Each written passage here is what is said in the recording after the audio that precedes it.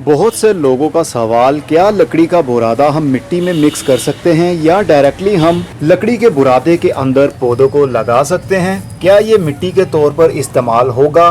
क्या ये खाद का काम करेगा?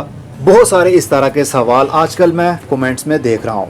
बुरादे के ऊपर मैंने 2016 में वीडियो भी बनाई थी, कंपोस्ट बनाने का आपको तरीका बताया था। सर्दी के दिनों में मैंने शुरू किया था। 18 दिन के अंदर अंदर हमारी कंपोस्ट बन जानी थी और वो बनी भी। पार्ट्स की सूरत में वीडियो मौजूद है, प्लेलिस्ट में शेयर कर रहा हूँ, इसके ऊपर क्लिक कर लीजिए, आपको वो सब पार्ट्स देखने पर मिलेंगे। सारी वीडियोस को देख लीजिएगा, आपका ये कॉन्सेप्ट भी क्लियर हो जाएगा। लेकिन इस छोटी सी वीडियो के अंदर भी आपको मैं बताता हूँ कि आपने लकड़ी का बूरा यानी लकड़ी का बुरादा कैसे इस्तेमाल करना है और किस किस टाइप का बुरादा हम इस्तेमाल कर सकते हैं। लकड़ी जिस मिट्टी से बनती है उसी मिट्टी से हम इंसान भी बने हैं, यानी ये भी कार्बन का सोर्स है, ये भी कार्बन है, लेकिन इसके काफ़ी सारे फ़ायदे भी हैं और ये मुख्तलिफ शक्लों में यानी मुख्तलिफ स्टेजेस में मुख्तलिफ काम करती है।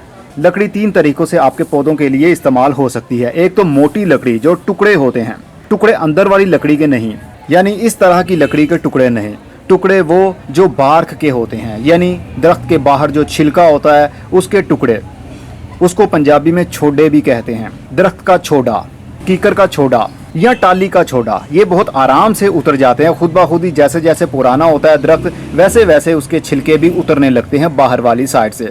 तो वो काले काले छिलके, डार्क ब्राउन कलर के छिलके हम मल्चिंग के लिए पौधों की मिट्टी के ऊपर इस्तेमाल कर सकते हैं। उसके अंदर कुछ पौधों को भी लगाया जा सकता है, जैसा कि सैक्यूलेंट और कैक्टस। क्योंकि लकड़ी के बार्क यानी टुकड़ों के अंदर एरेशन ज़्यादा होता है, वो मिट्टी नहीं होती, पाउडर नहीं होता, छोटे छोटे टुकड़े होते हैं। पानी लगने की वजह से वो लकड़ी गीली हो जाती है, हवा का आना जाना भी रहता है और मॉइस्चर भी बना रहता है। ऐसे पौधे जिनको कम पानी की ज़रूरत हो, हम लकड़ी के छोड़ों के अंदर उसको लगा सकते हैं। लेकिन अंदर वाली लकड़ी जो दरख्त के छिलके के अंदर वाली साइड पर होती है, जो फर्नीचर में इस्तेमाल होती है, उसका हम इस्तेमाल डायरेक्ट नहीं कर सकते जब तक कि हम उसको डिकम्पोज ना कर लें।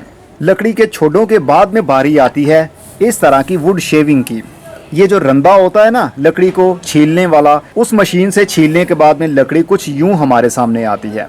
इसका इस्तेमाल भी हम कर सकते हैं, लेकिन डायरेक्ट पौधे नहीं लगा सकते इसके अंदर भी। और इसके बाद बारीक सा पाउडर आता है जिसको हम कहते हैं आरी का बूरा या आरे का बूरा, जहाँ पर लकड़ियाँ काटी जाती हैं, बारीक बारीक सा पाउडर निकलता है। ये पाउडर भी हम पौधों में इस्तेमाल कर सकते हैं, लेकिन डायरेक्ट इस फॉर्म में नहीं कर सकते।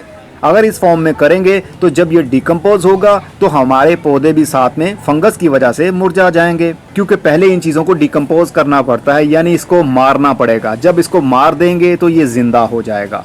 इसको जिंदा करने के लिए इसको मारना ज़रूरी है। और इस पाउडर का या फिर लकड़ी के बूरे का या मोटी मोटी लकड़ियों के पीसीस का और भी इस्तेमाल होता है मिट्टी में, यानी खाद के तौर पर भी हम उसको इस्तेमाल कर सकते हैं। अगर हमने लकड़ी को जला दिया तो वो कोयले बन जाएंगे। कोयले भी आप पौधे की मिट्टी के अंदर इस्तेमाल कर सकते हैं। मैंने डायरेक्ट पौधे भी कोयलों के अंदर लगाकर आपको बताए, अभी आपको दिखाता भी हूँ। ये है वो एलोवेरा का पौधा जो हमने सिर्फ और सिर्फ कोयलों के अंदर ही लगाया हुआ है, तो पौधे की ग्रोथ अच्छी हो रही है। इसके अंदर बीज भी उगे, ये देखिए अब पौधा और भी बड़ा हो गया है, ओनली कोयलों के अंदर। इसके अंदर कोई मिट्टी नहीं है, कोई बूरा नहीं है।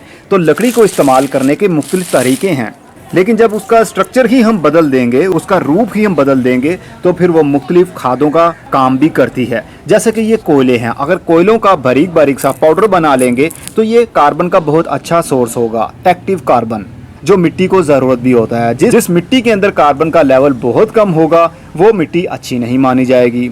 लेकिन खुशकिस्मती से हमारी मिट्टी के अंदर काफ़ी हद तक कार्बन मौजूद होता है, यानी बहुत सारे पेड़ पौधे उगते हैं, बहुत सारे मर जाते हैं, उनकी जड़ें मिट्टी के अंदर ही रहती हैं, जो ज़मीन की हीट मिलने की वजह से गल जाती हैं, तो फिर वो कार्बन बन जाती है।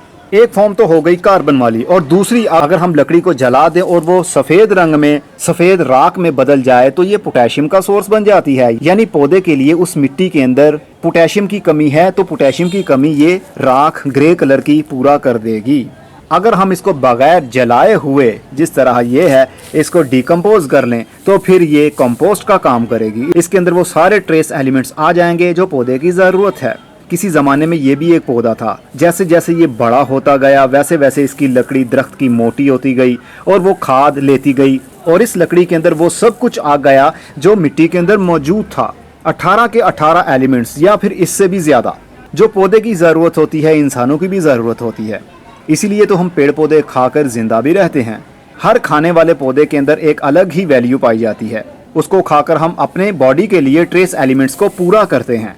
तो इसके अंदर पहले से ही कुदरत ने सब कुछ रख दिया है, लेकिन अभी इनके वो दरवाजे बंद हैं जो हमें मालूम नहीं है कि हमने खोलने कैसे है। एक तो जलाने वाला काम हो गया जो मैंने अभी आपको बताया, दूसरा काम हो गया इसको डिकम्पोज करने का। डिकम्पोज करने के लिए हमें क्या करना पड़ता है कि बहुत सारा बूरा हमें एक डिब्बे के अंदर या जमीन के अंदर गड़ा खोद कर बहुत सारा बूरा डाल देना पड़ता है और उसके ऊपर खूब पानी का शावर करते हैं ताकि पूरा बूरा लकड़ी के ये बारीक बारीक से पीसेस गीले हो जाएं और उसके ऊपर हम दोबारा से मिट्टी डाल देते हैं। अगर डिब्बे के अंदर आप कर रहे हैं तो उसको ऊपर से ढक्कन से बंद कर दें। हर 7 दिन के बाद आपने उस ढक्कन को या जमीन के ऊपर जिससे कवर किया होगा उस कवर को हटाना है, बूरे को ऊपर नीचे करना है, देखना है मॉइस्चर का लेवल बना हुआ या नहीं। अगर बिल्कुल खुश्क हो गया है तो पानी का मजीद शावर कीजिए और उसके बाद दोबारा से उसको कवर कर दीजिए। इसी तरह 6 महीने करने के बाद आपका ये वाला बूरा फुली डिकम्पोज हो जाएगा। ये ब्राउन शक्ल में बदल जाएगा जैसे कि ये मिट्टी ही हो और इसकी खुशबू भी मिट्टी जैसी ही हो जाएगी।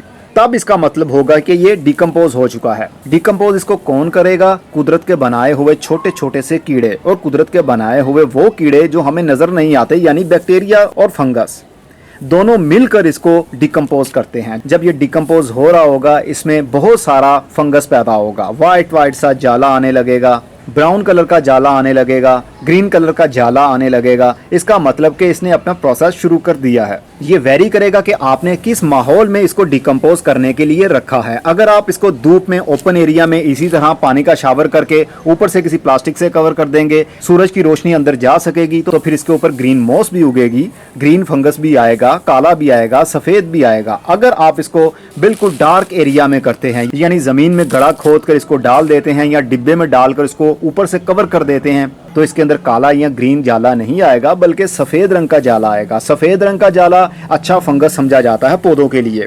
सफेद रंग का फंगस बहुत कमजोर होता है, नाजुक होता है। जैसे ही सूरज की रोशनी या एक्स्ट्रा हीट मिलती है तो हरे रंग का या काले रंग का जाला उसके ऊपर अटैक करता है, यानी फंगस का फंगस के ऊपर ही हमला होता है। उसकी फॉर्म चेंज हो जाती है, उसका माहौल चेंज हो जाता है, तो फिर उसकी स्टेजेस भी चेंज हो जाती हैं।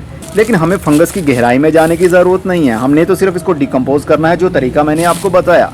6 महीने लगातार इसी तरह करने के बाद आपका ये बूरा फुली डिकम्पोज हो जाएगा। तो फिर आप इसको डायरेक्ट मिट्टी के तौर पर इस्तेमाल कर सकते हैं, डायरेक्ट इसके अंदर पौधों को लगाया जा सकता है। अगर आप इसी तरह इसको फ्रेश इस्तेमाल कर लेंगे, यानी ये लकड़ी का बूरा जैसा है इसी तरह हम मिट्टी के ऊपर डाल देंगे या मिट्टी में डालकर इसको गोडी कर देंगे, तो ये कुछ ही दिनों के अंदर पानी और धूप लगने की वजह से डिकम्पोज होने लगेगा।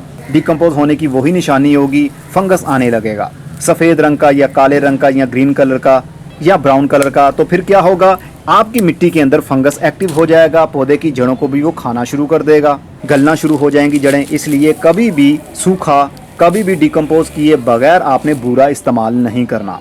मज़ीद लकड़ी के बूरे के बारे में जानने के लिए वो वाली वीडियोस देख लीजिए जो मैंने पार्ट्स की सूरत में बनाई थी। कंपोस्ट आपने कैसे बनानी है, उसके अंदर क्या क्या मैंने ऐड किया था, ग्रीन मटेरियल भी और ब्राउन मटेरियल भी। उन वीडियोस को देखने के बाद में आप घर में खुद से कंपोस्ट बना सकेंगे। अब मैं चलता हूँ, अपना बहुत सा ख्याल रखिएगा। खुदा हाफिज़।